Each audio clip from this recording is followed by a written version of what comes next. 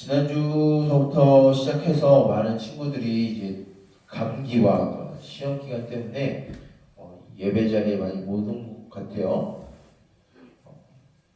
나 아직 시험 안 끝났다. 손. 시험이 안 끝난 친구들 몇 명 있네. 난 시험이 끝났다. 시험이 끝났어요. 시험이 끝난 친구들이 있을 텐데 교회를 안 온 친구들 몇 명 있는 것 같아요. 여러분들 이 시험과 성적의 스트레스에 많이 힘들죠.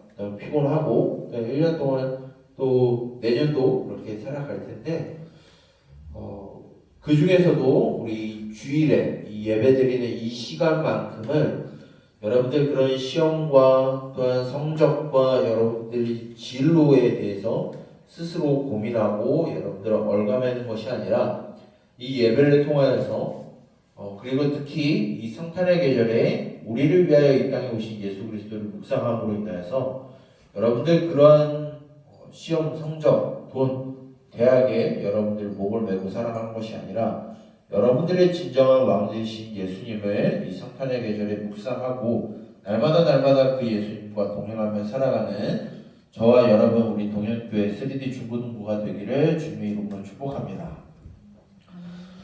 우리는 계속해서 이 성탄의 계절에 예수님께서 이 땅에 왜 오셨는지에 대해서 그리고 그 오신 의미에 대해서 우리는 지난주서부터 우리는 말씀을 통하여 묵상하고 있습니다. 지난주에는 우리가 이사야 말씀을 통하여서 이사야 9장 1절부터 이제 7절까지의 말씀을 보면서 어두운 땅, 암흑의 땅, 우리의 그런 어두운 상태, 막막한 상태, 우리의 침울한 그 상태 가운데에서 죄에 빠져 있는 상태에서 우리에게 빛을 비춰주시고 미래와 희망과 소망을 발견하게 하시기 위해서 예수 그리스도께서 이 땅에 선지자들의 예언을 성취하기 위하여 이 땅에 오신 분으로서 우리가 지난주에 이사야 말씀을 통해서 우리가 묵상하였습니다. 이제는 오늘과 이제 다음 주에는 오늘은 마태복음 말씀과 다음 주엔 누가복음의 말씀을 통하여서 예수님께서 이 땅에 오신 이유에 대해서 조금 더 묵상하면서 그 예수 그리스도를 믿음의 자리로 우리가 나아갈 텐데 오늘 특별히 이 마태복음의 말씀을 통하여서 예수님이 이 땅에 오심으로 인해서 우리에게 어떠한 존재로 이 땅에 오셨는지에 대해서 우리 좀 말씀을 묵상하고자 합니다. 오늘 우리가 읽은 이 마태복음 2장 1절부터 12절까지의 말씀은 교회를 오랫동안 다녔으면 익히 들어 알고 있는 내용일 것입니다. 오늘 누가 등장하고 있죠? 우리가 잘 알고 있는 동방박사들이 등장하게 됩니다. 많은 사람들이 동방박사 3사람이라고 착각을 하는데 오늘 말씀을 보게 되면은 3명이라고 기록이 되어 있지 않아요? 동방박사들이 왔다라고 되어 있습니다. 인원은 우리가 정확히 몰라요. 3사람은 아닐 겁니다. 3사람 이상일 거예요. 우리는 지금까지 마태복음 2장 1절부터 12절까지 이 동방박사의 이야기를 들어보게 되면 우리는 이 땅에 태어난 아기 예수에 집중하는 것이 아니라 그 동방박사가 몇 명이었는지 우리가 생각하고 동방박사가 드린 그 황금과 유향과 모략이 어떤 의미를 갖고 있는지에 대해만 생각하고 이 진정한 말씀의 주인공이신 예수님이 이 당시에 어떤 의미로서 이 말씀이 기록이 되었고 또한 그 시대 당시에 어떤 의미를 주고 있는지는 우리가 놓치고 있는 것이 너무나 많습니다. 오늘 우리가 읽은 이 마태복음 2장 1절부터 12절까지의 말씀을 살펴보기 전에 오늘 우리가 읽진 않았지만 마태복음 1장 1절부터 17절까지의 말씀을 보게 되면 오늘 우리가 읽은 이 말씀에 대해서 어느 정도 이해하기가 쉽습니다. 읽진 않겠지만 여러분들 성경책에서 마태복음 1장 1절부터 17절까지의 말씀을 한번 펴보세요. 자, 여러분들 마태복음 1장 1절부터 17절까지의 말씀에 무엇이 기록이 되어 있죠? 특히 1장 1절에 마태복음 1장 1절이요. 무엇이 기록이 되어 있죠?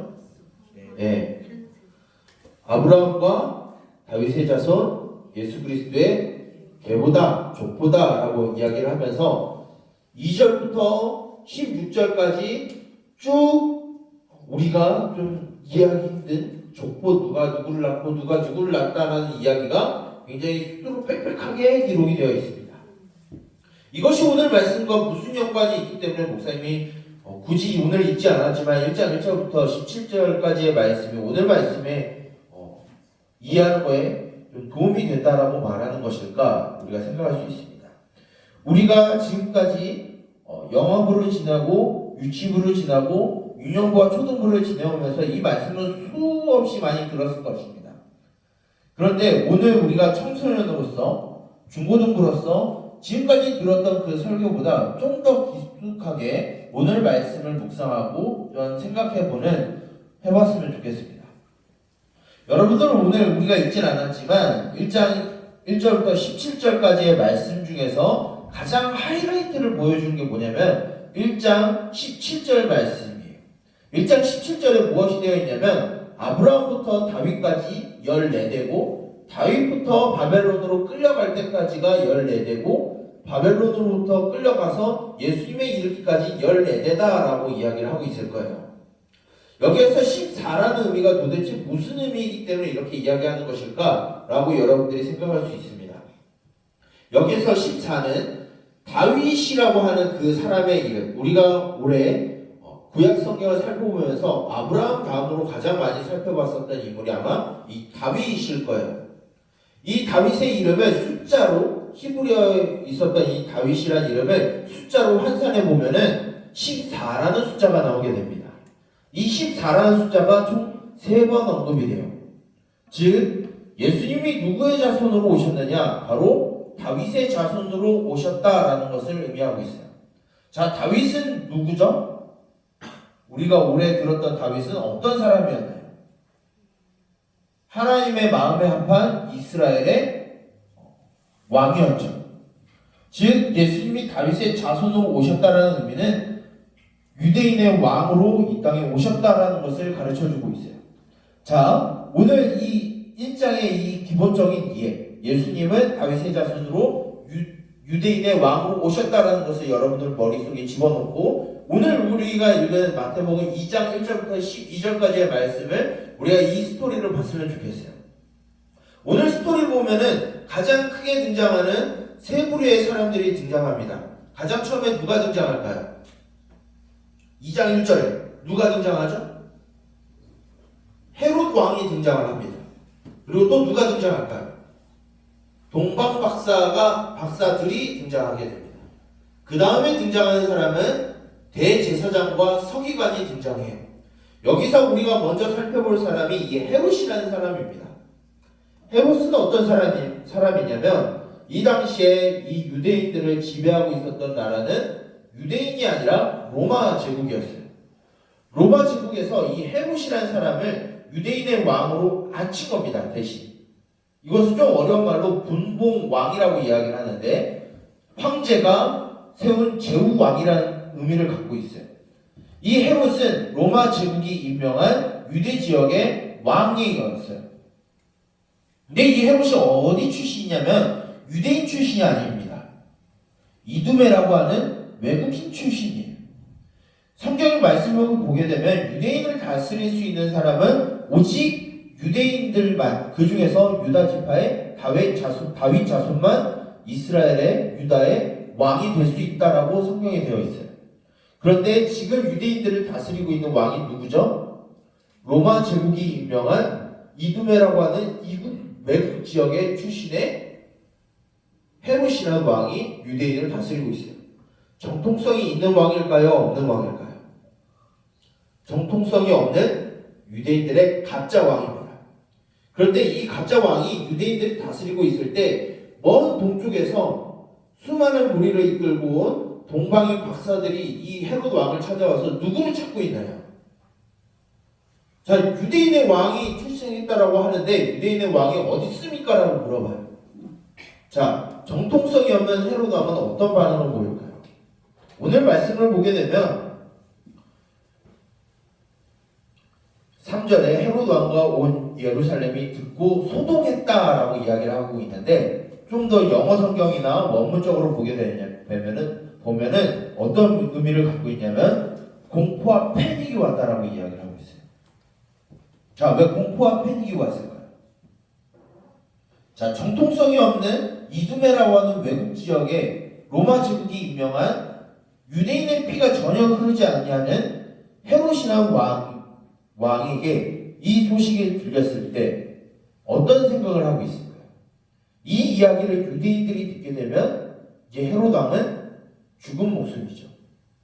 그 유대인의 왕을 다시 유대인에게 왕으로 세워서 이제 헤롯 왕은 죽이고 세상을 정복할 왕으로 세울 것을 헤롯은 생각했기 때문에 두렵고 떨리고 공포감과 패닉이 찾아온 거예요. 그래서 헤롯이 누구에게 이 유대인의 왕 그리스도가 어디에서 나겠느냐 물으니까 여기서 성경을 너무나 잘 알고 있는 사람들이 등장하게 됩니다. 바로 대제사장들과 서기관들이 오늘 말씀해 보게 되면 2장 6절에 이제 선지자의 말을 인용하게 돼요. 이 선지자는 누구냐면 우리가 보지는 않았지만 구약의 미가라고 하는 선지자가 미가서 안에 5장 2절 안에 들어있는 말씀이 오늘 우리가 읽은 2장 6절의 말씀이에요. 유대 땅 베들레헴은 다윗이 출생한 곳이 베들레헴입니다. 그곳에서 다윗의 자손 유대인의 왕이 탄생할 것이다 라고 하는 미가 선지자의 예언이 있었어요. 이것을 서기관과 대제사장이 헤롯 왕에게 가르쳐 줍니다. 그래서 헤롯 왕은 이때서부터 무슨 계획을 하고 있냐면 그 유대인의 왕이라고 하는 그 아기를 찾아서 죽일 생각을 해요. 하지만 하나님은 그것을 알고 오늘 말씀 마지막 부분을 보게 되면 이 동방 박사가 다시 헤롯 왕을 찾지 아니하고 돌아가서 자신의 본 땅으로 돌아가라는 하나님의 말씀을 듣고 헤롯 왕을 찾지 않습니다. 이 말씀이 오늘 우리에게 무슨 의미를 주냐면 이 성탄의 계절에 예수님이 우리에게 어떤 분으로 오셨는지를 우리가 기억하기를 바라는 거예요.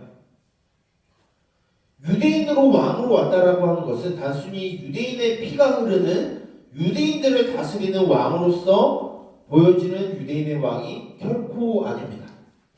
여기서 말하는 유대인의 왕은 하나님의 나라를 다스리는 하나님 나라 왕을 의미하게 돼요.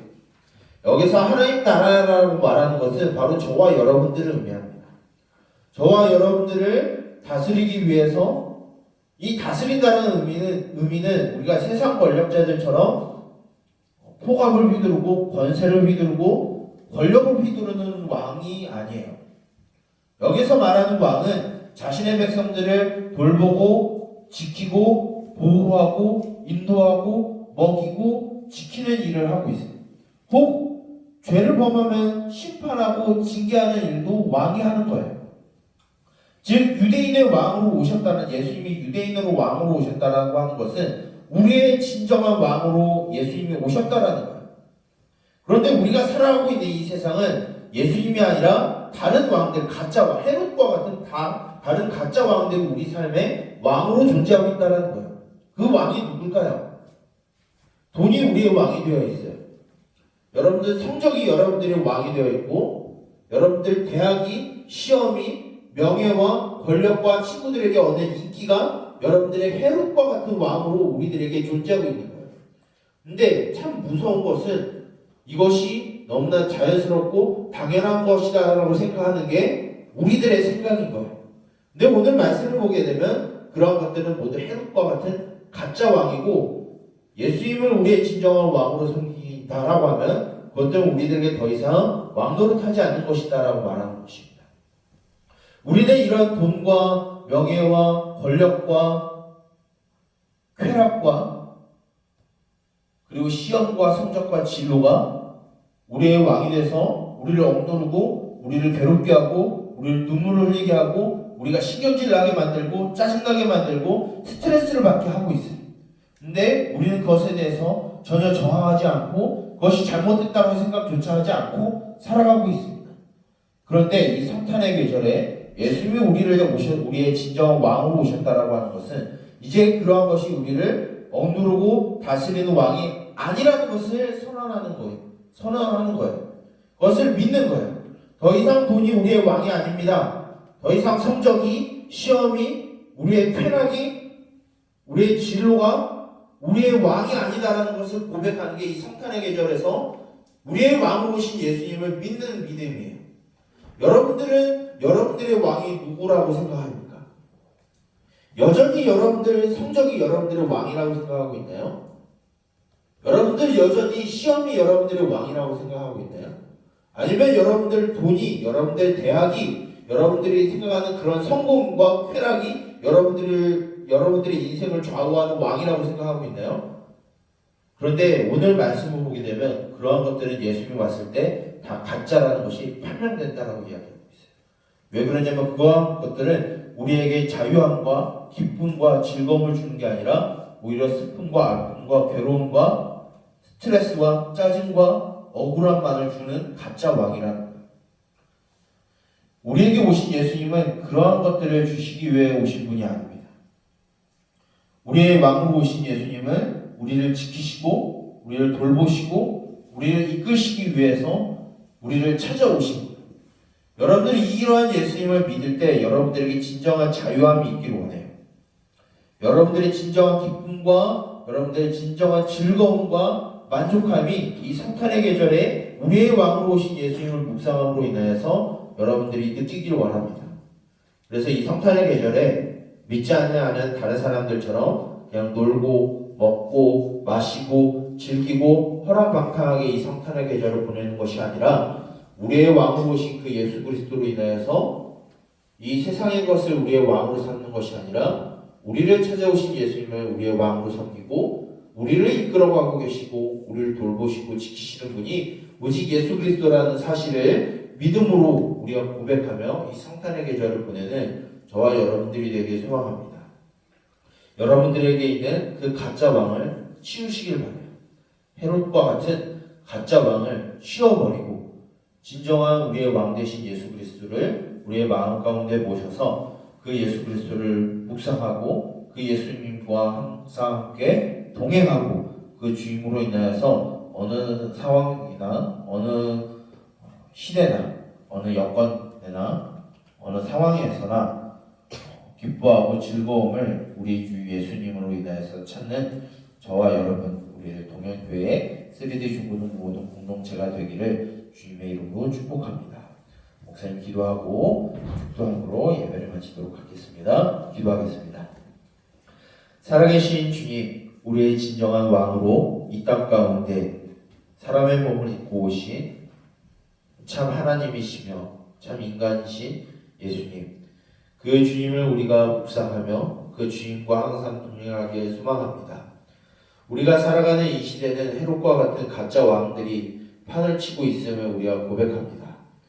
그러나 그러한 것들이 우리들을 억누르고 또 우리를 힘들게 만들고 괴롭게 만들고 눈물을 흘리게 만드는 이 세상의 가짜 왕들이 우리 때로 진짜 왕인 것처럼 착각하고 살아갈 때가 있음을 주여 고백합니다.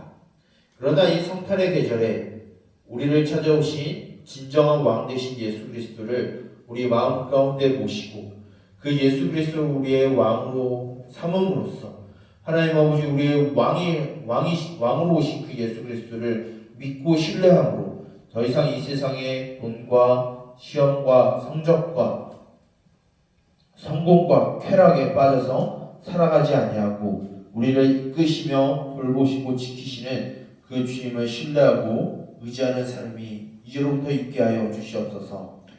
이제 다시 우리의 일상생활로 돌아갑니다. 그 일상생활 가운데 우리를 찾아오신 예수 그리스도, 우리의 진정한 왕 되신 그 예수님을 우리가 묵상하며 날마다 동행하는 삶이 있게 하여 주시고 어느 때나 어느 상황이나 어느 순간에나 우리 예수 그리스도를 묵상하며 살아가는 우리들 모두가 되게 하여 주시옵소서. 이 모든 것을 예수 그리스도의 이름으로 기도드립니다. 네. 목사님이 축도하고 방구함으로 모든 예배를 마치도록 하겠습니다. 이제는 우리 주 예수 그리스도의 은혜와 하나님 아버지의 무한하신 사랑하심과 성령님의 감화 감동 교제하심과 인도하심과 말씀으로 지도하심과 동행하심의 은총이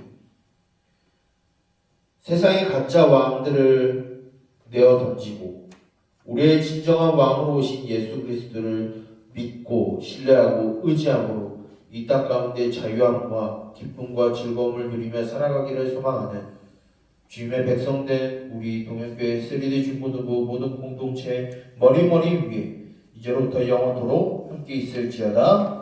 아멘.